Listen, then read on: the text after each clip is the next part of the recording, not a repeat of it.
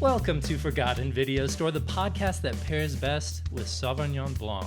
I'm David Murto. I'm your host. I'm 5'11". On this show, I talk about movies that aren't available to stream anywhere and movies that the listener has never seen. And my guest this time is a music supervisor who's worked on dozens of movies and TV shows. Mike Turner is here. Mike, welcome. Oh, hey, thank you. This is so nice.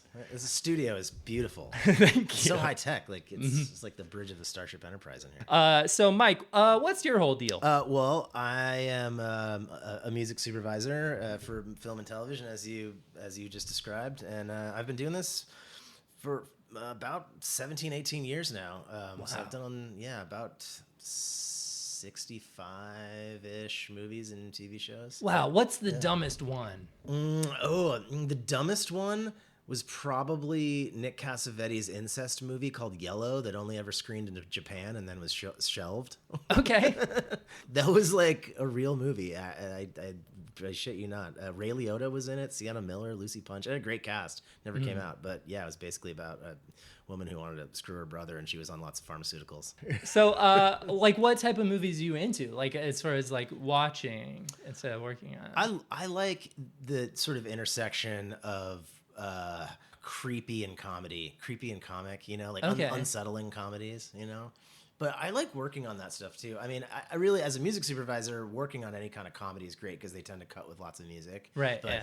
I mean, I would say like left of center, you know, comedies, like stuff with like just, you know, bizarre undertones, and also like love weird like B movie kind of like 80s sci-fi horror Sure, stuff. yeah, That's me like, too. Yeah, weird shit like Robot Jocks, you know. I have Robot Jocks on Blu-ray. Do you? Yeah, those movies, like, they used to take such big swings back then on that kind of stuff, you know, and you don't do that anymore. Like the kind of movies that probably populate this video store that you like to go to. Yeah.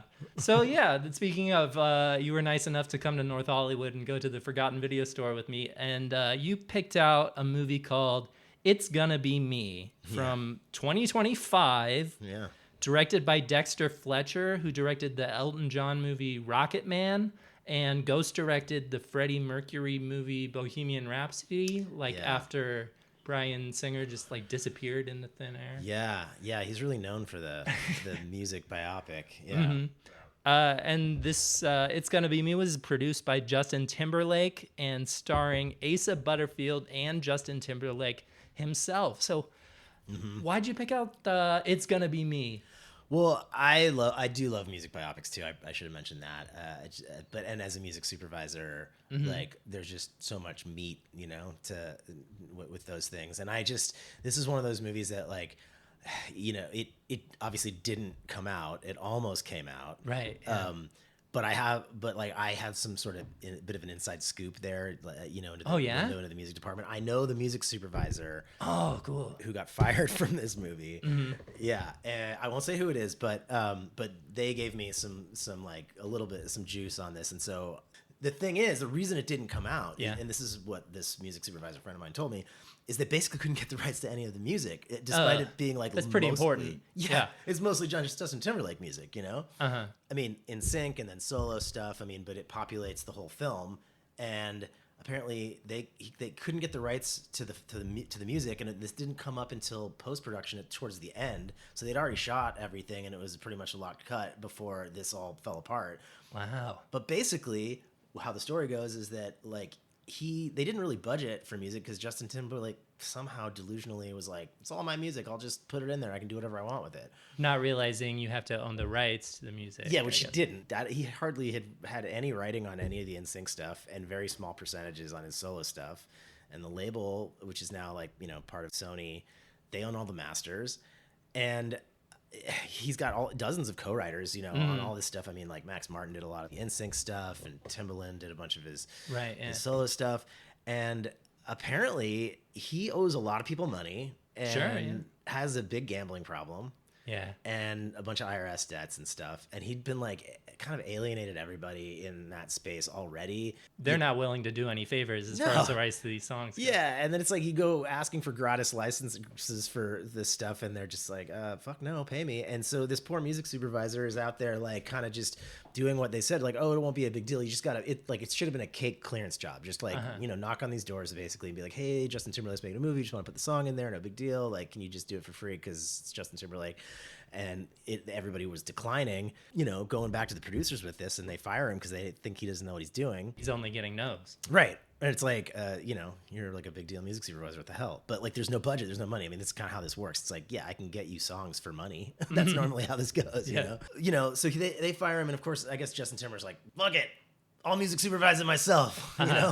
Probably never tried to clear a song in his life. And honestly, it gets a bit complicated with all the different publishing splits and territories and percentages and all that stuff. But he didn't fare any better. Everyone was like, get out of here, you clown. Like, where's my money? And so I guess that's kind of where it left off. That's why they self-financed this, apparently, or him and a group of investors. And the plan was to then license it to a distributor and keep the rights and then, profit. But if you can't get the rights to the music, you can't put the movie out, so nobody licensed the rights. So it's just been languishing in the bin, and I guess now there's this copy here. Right? Yeah. It's a shame it was never released, but we were lucky enough to see it. But let's kind of get into the movie a little bit. It's a musician biopic. This time, it's about Justin Timberlake.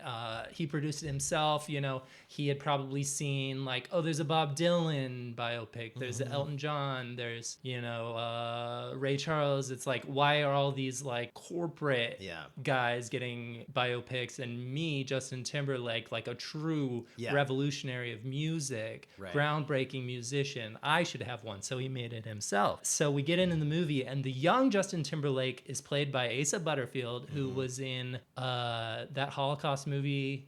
The boy in the striped pajamas. That's it. Yeah. He was great in that. And it's interesting. He plays young Timberlake, like toddler to 15 or so, and then Timberlake takes over and plays the rest of it. Justin had seen a lot of these big successful biopics and was like, why not me? Massive contributor to the cultural discourse. And I think he was also particularly influenced by what's the British guy's name? Robbie Williams. Yeah, Nowhere Man, that came out last year, right? Or was it last year or 2 years ago?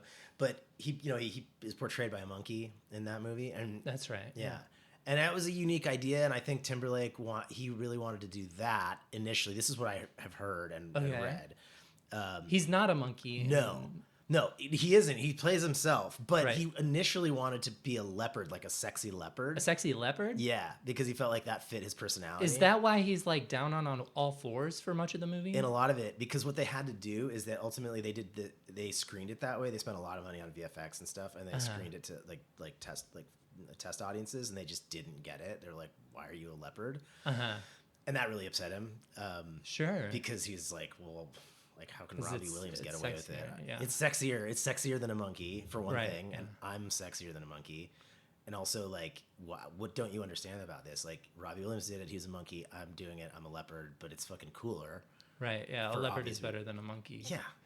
And they didn't get it. So, but what happened then is that they're like, well, we can't put it, nobody's liking it this way. So they had to reshoot some stuff, but also VFX himself and Asa Butterfield into their respective scenes. So it's like there was the VFX leopard, and then they VFX'd over the VFX leopard to put the real them back into the movie. Sounds expensive. People. And there is some weird VFX stuff left in the movie. Asa Butterfield plays a baby Justin Timberlake, and he's born in Memphis, and real creepy with his face on the baby's body. Yeah. Right. But it's also, they kind of morph it to look a little bit more like Justin. They spend way too much. They should have saved some of that money for the music, right? Oh, yeah.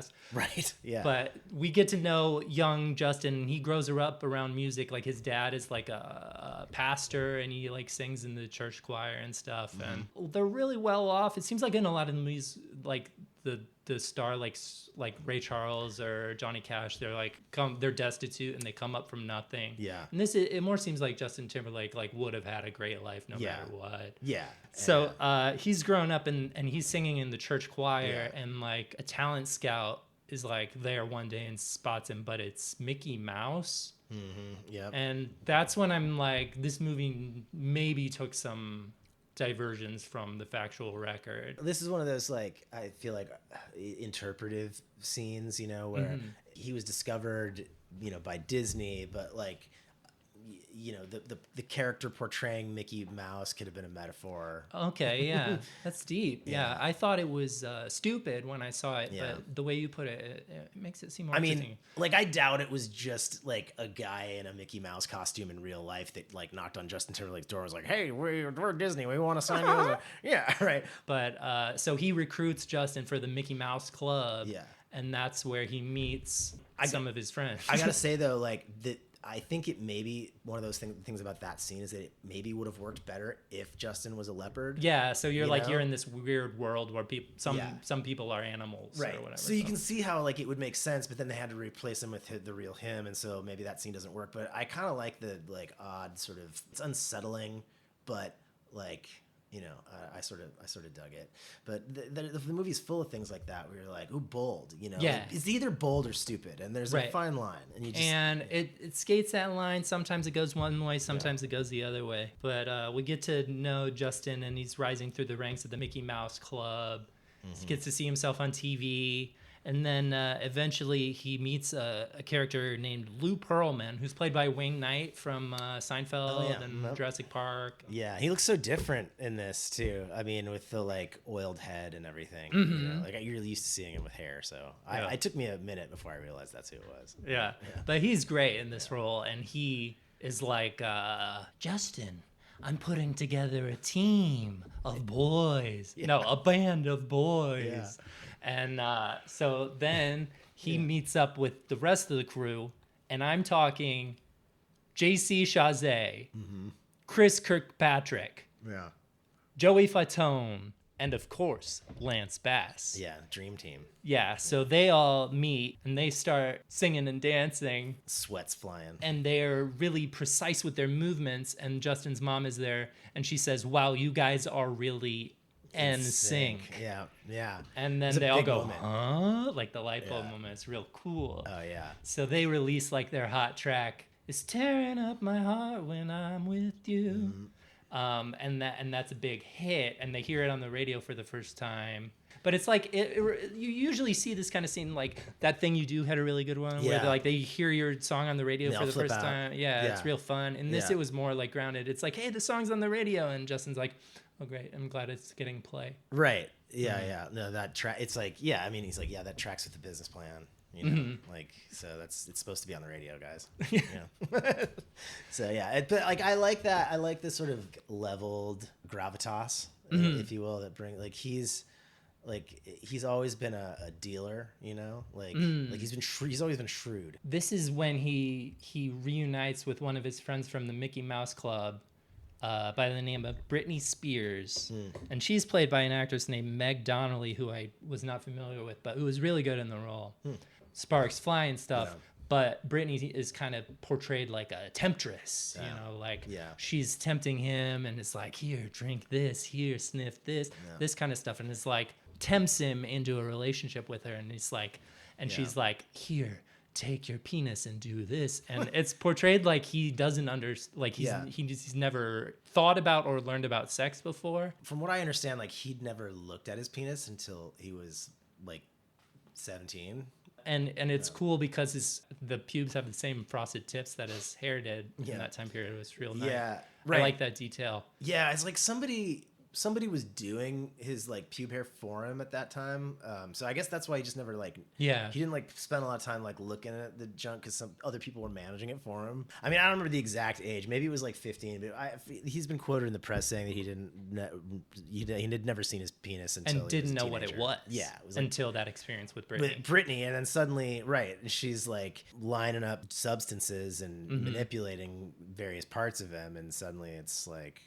Not to get ahead too much, but I think it was that kind of like set off a bit of an alarm with Lou, being like, he's growing up. Yeah, and these boys are going to discover manhood at a certain point, and we need to put a stop to that. Right, yeah. A couple interesting things happen.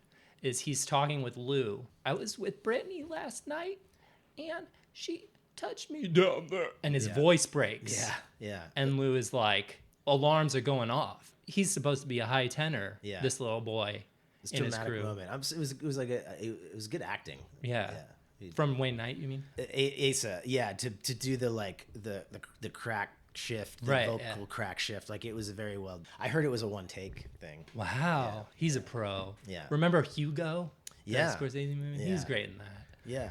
So Lou Pearlman's like, I can't have Justin Yeah. losing that voice, Yeah. the $1 million voice. So he like has a private moment with Justin. Is like, so Justin, did you know that in medieval Italy they had a special thing they could do to preserve boys' voices?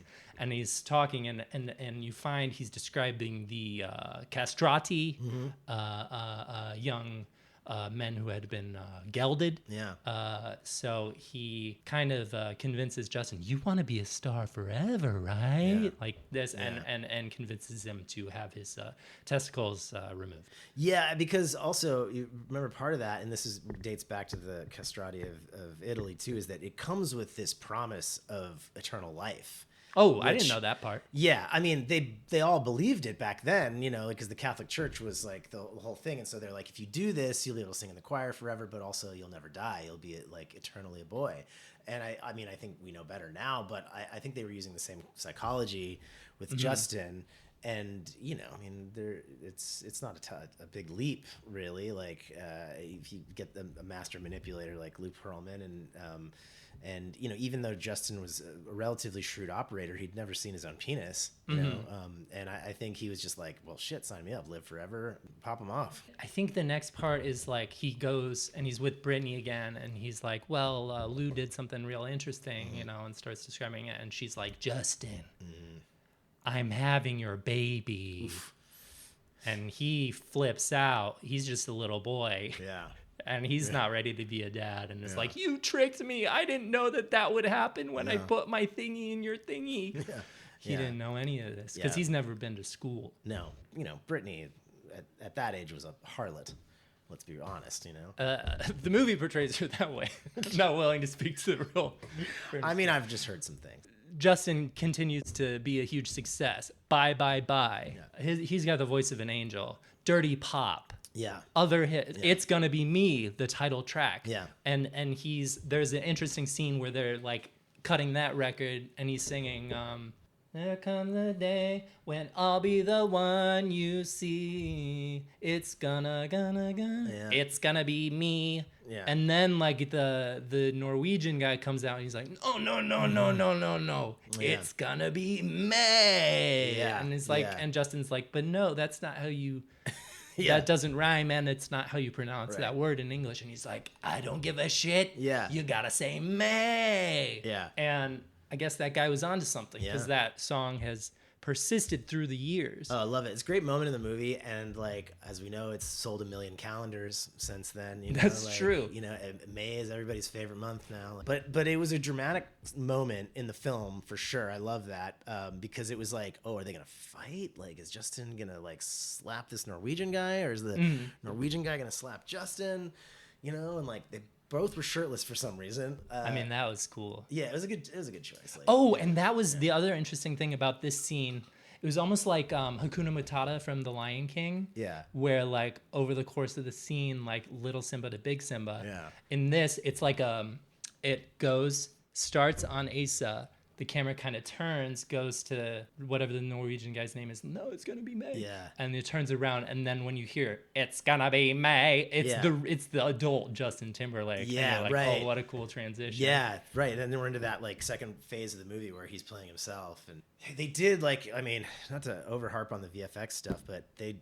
I mean, this was, I think, supposed to be a $30 million movie. Okay. That it ended up at about $200 million. Oh wow, yeah, that's exceeding by quite a bit. Yeah, 200 or 250, something like that. But and also basically before they even got into P&A. So like if this had come out, they probably would have spent another $100 million in marketing. Those are Mission Impossible numbers. Some might say a bit ego driven. Oh, not to mention, since we were talking about the castrati, they ended up doing that to Asa as well.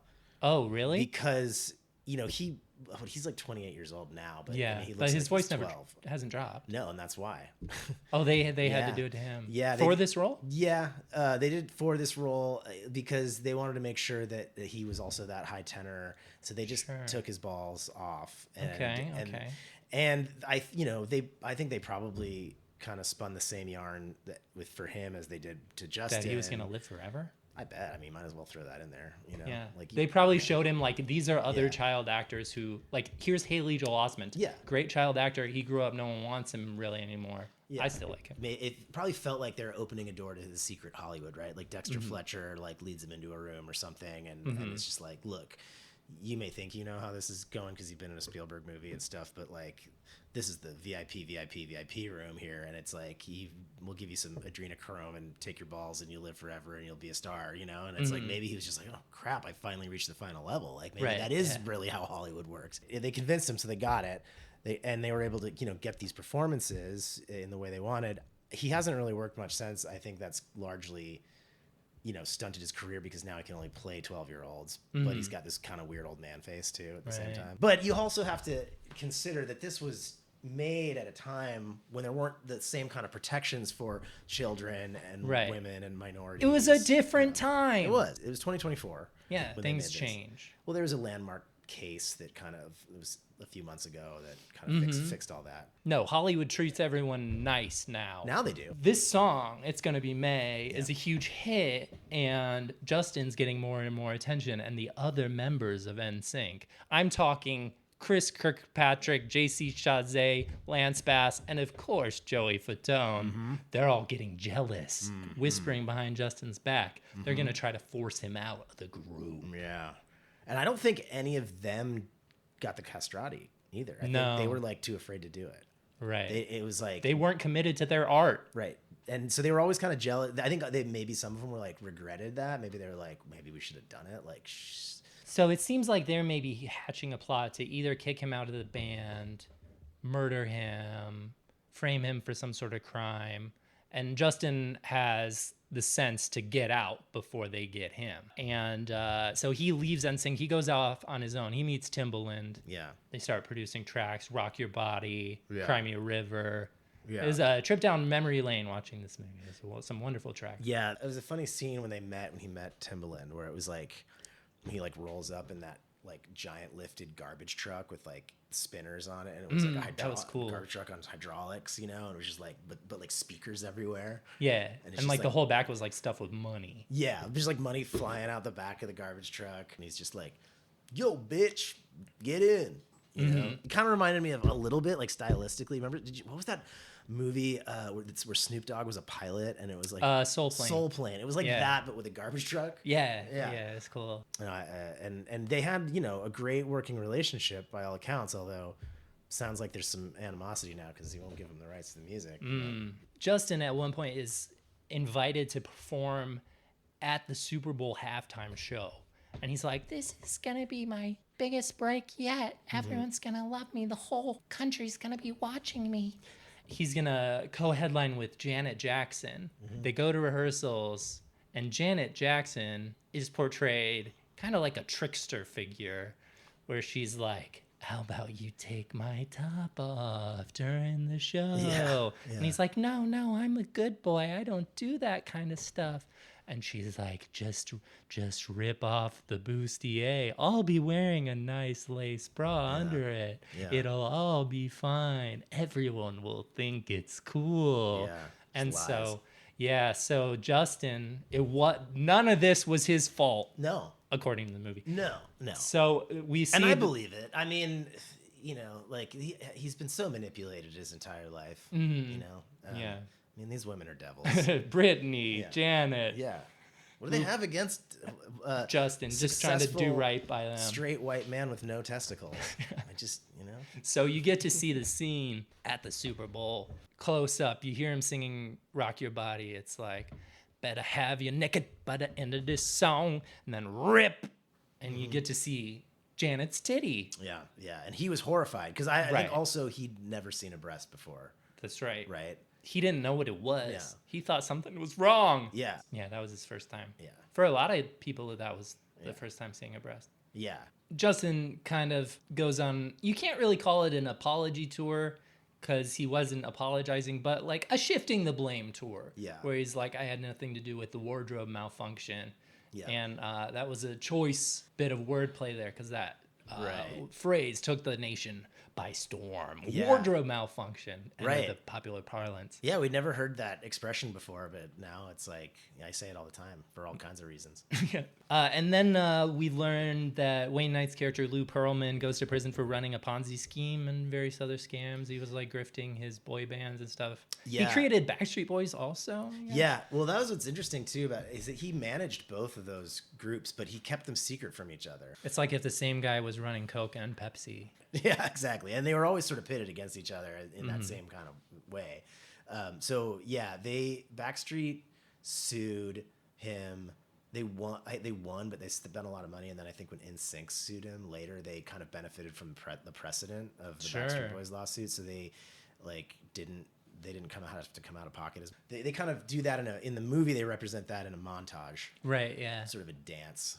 It's like It's dancing. like remember at the end of An American in Paris, where like kind of the plot all plays out in ballet with no dialogue. It kind of reminded me of that. Yeah. Where it's like you have these two boy bands and Lou Pearlman kind of in the middle. Yeah. Dancing one way and the other. Yeah, like a grotesque sugar plum fairy, and he was like, suspended with what he was like floating around. Oh, he was like it was like Sugar Plum Fairy meets like the Baron and Dune or something. Oh yeah. Next there was a sequence. I'm like, Justin Timberlake, also an accomplished actor. This movie is mostly about his music career. You'd think they'd do like Social Network or something, but they get into this movie called In Time. And it took me a while to remember this. It was like it's a science fiction thing where like everyone has like a clock on their arm and it's like running out of time. And like half the dialogue is like time puns, like how much time do you have on hand or something like that. I've seen bits of it. I never actually watched the movie. Right, but apparently this was really important to Justin because he focused a lengthy sequence about filming In Time, and then his Oscar campaign. Apparently he's like, everyone's telling him, you're gonna win the Oscar, That's right. He thought that was going to be his big breakout role, which I think was partly why he was so maniacal about getting this made, because I think it was like that fell apart for him, and then it was like this biopic was going to be his retribution, and it was like this was going to blow Bob Dylan movie out of the water, right? And it was like he was going to get all the Oscars, and it would sort of make up for the In Time flop. There's also a cool part where like he's meeting with all the Oscar voters, but like Jean Dujardin is there from The Artist, and he's playing himself in the movie, which I thought was interesting. And he's kind of like seducing all the Oscar voters, like taking him to the back closet. 10 minutes later, they come out and they're like buckling up their pants and stuff. And you're like, okay, so he's implying that like Jean Dujardin like slept his way to the Oscar or something. And then they cut to Oscar night, and JT is not nominated, but I think he's thought he could get like a write-in victory or something, and then you see his face like when it's announced, Jean Dujardin for The Artist. No, totally wild that they got him to play himself doing that, implying that he like. Well, that guy needs work. Yeah, I think they paid him a lot. Yeah, but I mean, gosh, how humiliating.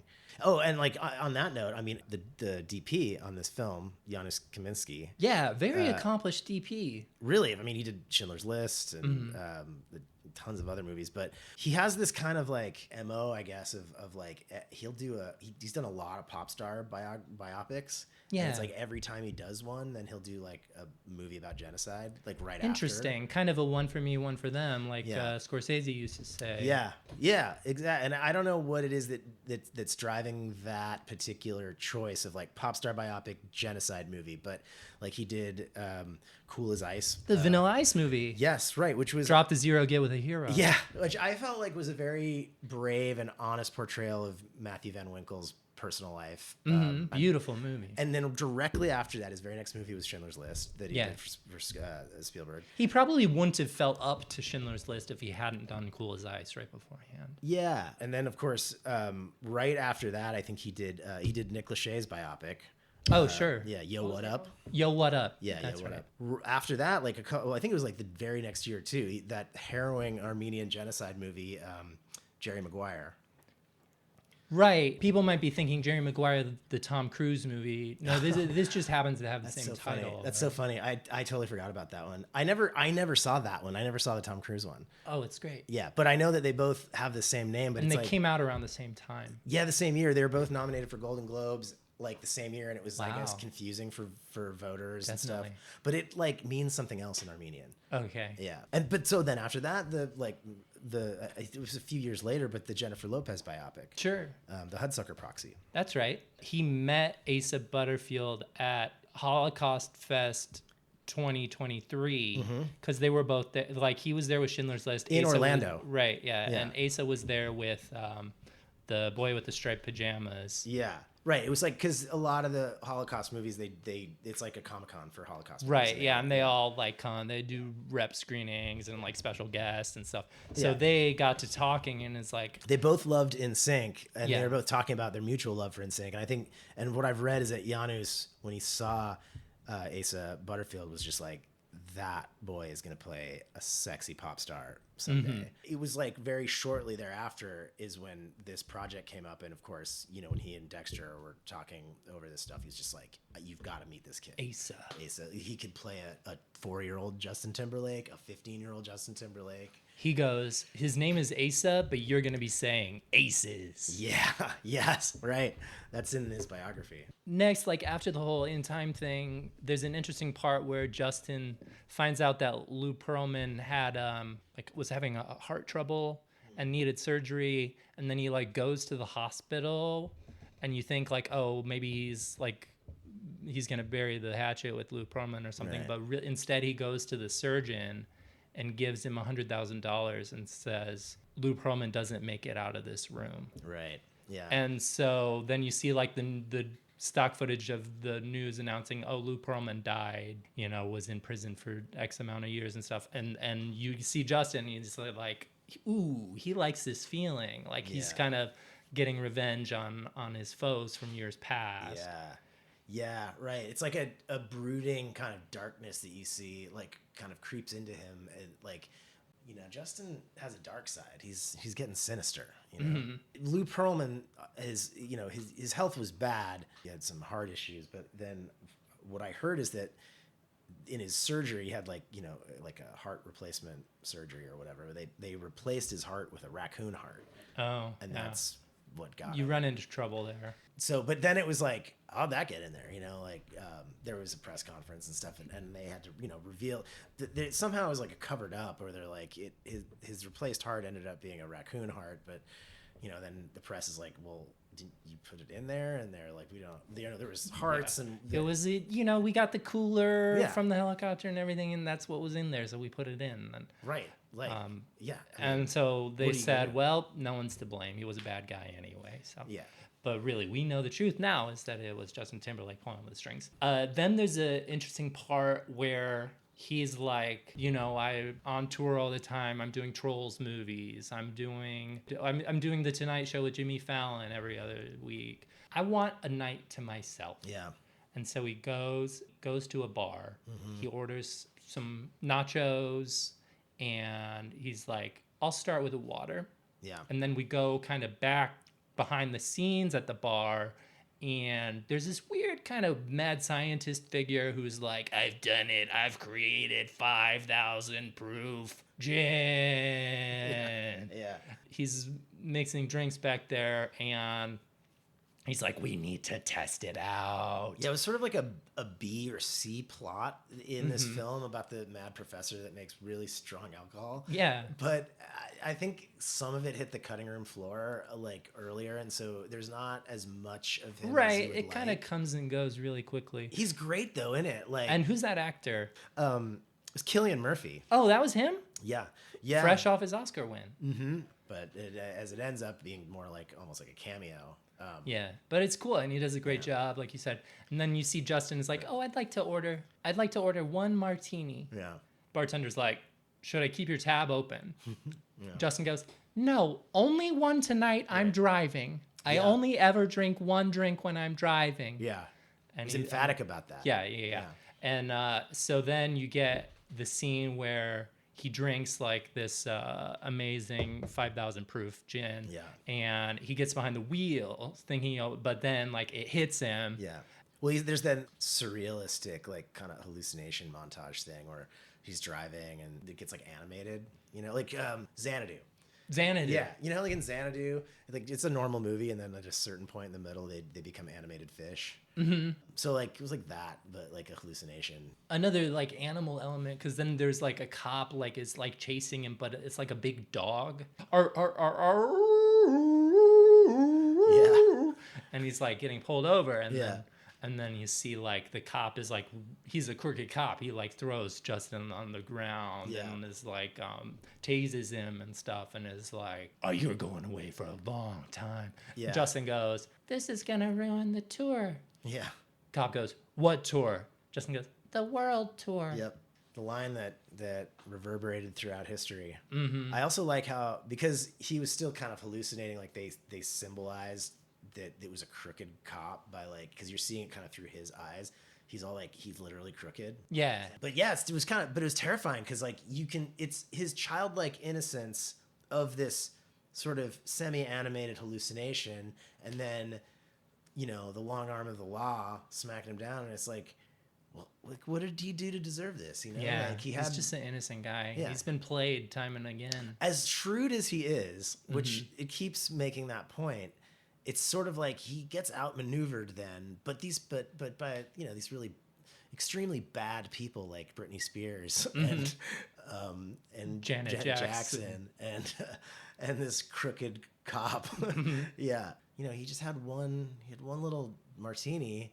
How is he supposed to know it was 5,000 proof? That's unusual. I mean, I have a pretty good like alcohol tolerance because I drink like every day. Yeah. Starting pretty early. I'm drinking right now. Yeah. I noticed that, and I'm gonna drink a lot real soon. But I just like, you know, 5,000 proof, like that would put me on the floor. So like in a way, it's like his virility is astounding as a man with no testicles, to like be able to even get behind the wheel. That's a great point. Yeah. He's kind of at a low point now. Yeah. And the other members of NSYNC are like publishing tell-all books, like saying like how it was so nasty of Justin to like throw them aside for a solo career. Yeah. And Justin's like remembering, hey, those guys were always scheming against me. Right. Then he remembers how good it felt when he had Lou Pearlman killed. Yeah. And then there's an interesting sequence where he goes before the judge to like plead his case in the drunk driving case, and it's kind of intercut with different murder scenes, much like the end of The Godfather. Remember when Michael is like becoming the godfather to his nephew, and you intercut with him like killing all the heads of the 5 families. So it's kind of intercut. We see Justin like, you know, I only had one martini, I swear. And then it's intercut, and you see Lance Bass getting in the rocket ship to space. Yeah. But someone's planted a bomb, and the rocket explodes. And Justin's like, whenever I drive, I only have one drink for the whole... And you cut, and it's Joey Fatone on the set of My Big Fat Greek Wedding 3, but someone poisoned the olives, you know, and he has a... Explosive diarrhea. His guts come out. It's real gross. He's on the toilet, and it just like rockets up, but it's just like... Guts drain out of him. He gets real skinny, and that's the last thing you want to see from Joey Fatone. Right. Like, yeah, his essence just like drained into the toilet, and he was like... He like imploded. And then you cut to the judge, and it's like, hey, you seem like a nice young boy. Yeah. And then you cut, and it's Chris Kirkpatrick on The Masked Singer. He's like, man, I hope I do well on tonight's performance. But he puts on the mask, and it's like a fucking saw device where like different spikes shoot out, go through his head. He drops down dead. Yeah. Just diabolical. Which you're like, oh, I didn't know JT had this level of like malice. Yeah, like, and like ingenuitive. Ingenuitiveness. So you see the judge, and he says, you know what? You're a good kid. Case dismissed. And when he goes bonk with the gavel, then you see, and it's J.C. Chazé, who is Justin's closest friend from back in the Mickey Mouse days. Yeah. And he like is getting in at night and closes the door, turns on the light, and who's sitting across the room but Justin Timberlake? And JC's like, Justin, I've been meaning to call you back and everything. And Justin's just like, I knew it was you, JC. Yeah. You're the author of all my pain. You're the one Yeah. who had Lou castrate me. Yeah. And you're the one who had Brittany trick me into getting her pregnant. It's having to look at her boobs. Yeah. Yuck. Well, actually, I don't think he saw hers, but you know what I mean. Yeah. Janet Jackson's boobs. He had to look at one. Yeah. And so Justin gets out JC's guitar, takes off the string, wraps it around his neck, garrots him. Yeah. And you see like his legs are kicking. He like tries to throw himself back. Yeah. Onto the floor, but Justin's grip is too strong. He's so strong from all the years of dancing. Yeah. And then you see the life go out of JC, and that's the end of NSYNC. Yeah. It's cathartic, you know, to watch all of the members of NSYNC being murdered. I will say that.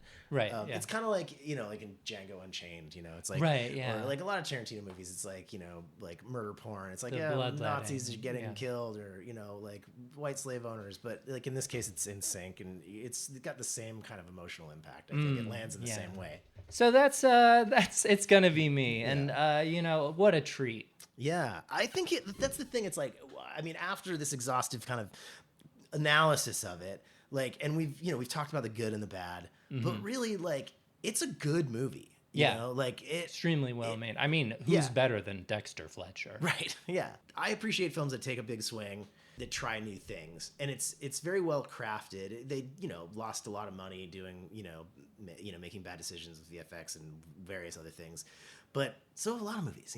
Like it's not like uncommon in Hollywood. Yeah, and I hope it comes out eventually, because I do think it'll be a cult favorite, and I think it would make its money back eventually, assuming they can get the music rights. All right, so to end things out, I like to do something around here. It's called plugs and rants. So anything you want to take the opportunity to promote, or anything you want to get off your chest, like rant about, I'll let you do that as well. I'll go first. I don't have any projects to promote right now, but I do have a, you know what? I don't have a rant. I've done a number of these episodes, and I always rant about something at the end, and it's too much negativity. All right, so I'm changing it up. This is like an opposite rant, kind of a thank you. Yeah. I want to give a big thank you to all the scams and generally shitty services out there that end their names in LY, so you know right away it's a scam. I'm talking Rently, Openly, Grammarly, Talently, Brainly, and of course, Lunchly, the moldy kids food from famous fraudsters Mr. Beast and Logan Paul. So a big thank you to all the companies that end their names in LY to let us know to just stay away.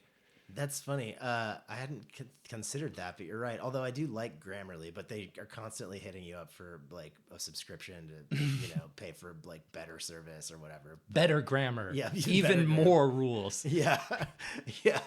But, well, at least we've like encircled a handful of companies that definitely won't be sponsoring this podcast. So that's good. I guess I could promote. I joined. I don't remember. I think I was telling you this the other day. Yeah. Like I joined as a partner to this new music supervision company. What's it called? It's called Clearly Music Services, and it's actually not new. It's my friend Jonathan Lane's company, and they kind of had sort of specialized more in advertising and trailers, whereas I do more film and television stuff. And we decided to officially join forces, and kind of expand the company and sort of cover all sides of it. That's great. Congratulations. Thanks. Yeah, it's cool. Like, I mean, he's a good friend, and we've been working together on a project basis for years, and so we just kind of decided to take his brand and kind of like grow it, and do entertainment marketing, advertising, film and television, music supervision, clearance, kind of all in one. Great. That's a great plug. Do you have any rants? The one that comes to mind, it's not like a big thing, but we talked about how I like drinking. Yeah. Me too, man. Yeah. And I love a good margarita, but sure. I don't, this is like maybe controversial, but I don't like salt on margaritas. I feel like it's extra. That's part of the whole thing. Yeah, they always say that it is. I don't know how like culturally like authentic it is, or if we just like invented margaritas in America anyway, but it's like this whole kind of Cabo whatever bullshit. Like, I don't care. I'm not on vacation. I want to drink tequila and lime juice, and the salt on a rim of a margarita just feels like fucking sand in my teeth. It's rock salt that I don't need.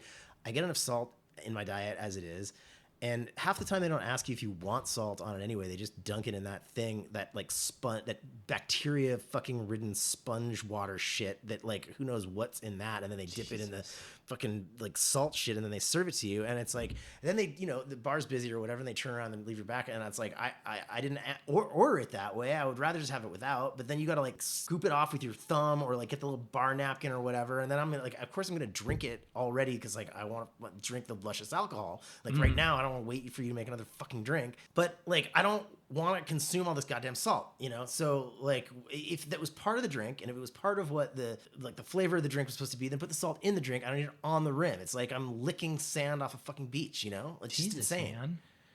Just ask for no salt. It just like really bothers me. Yeah, man, life can be hard. Yeah. All right, there's Mike. Something. You got something in there. Thanks so much for coming over. I had a great time. Thanks for picking out this movie. It was fascinating. My pleasure. Yeah, I'm glad we got to watch this. I hope more people get to see it eventually. I mean, Lionsgate should probably just once they can get the music rights, let's just pick this up, just plaster it everywhere. It'll be all over Stars and Tubi and Mubi. Like, why does every streaming company sound like a Dr. Seuss word? Watched it on Glorp, you know, like it's like a new thing that didn't exist before. Streaming wasn't like so there was no precedent for a naming convention of anything, so they just had to invent new words that just sound stupid, I guess. like Star Wars, it's like Star Wars Dr. Seuss words, and that's the name of every new streaming platform. And fuck that. We got a bonus rant. Yeah, there's your bonus. You can even just use that one instead. I'm using both, baby. Right. Thanks so much for listening to Forgotten Video Store. After we recorded this episode, we learned that Justin Timberlake is suffering from Lyme disease, which sounds like a citrusy, refreshing disease, but is apparently extremely unpleasant. So to JT, get well soon. I'll be back in a week with a wonderful children's book author and illustrator to discuss a 1960s science fiction adventure that takes us to Jupiter's volcanic moon, Io!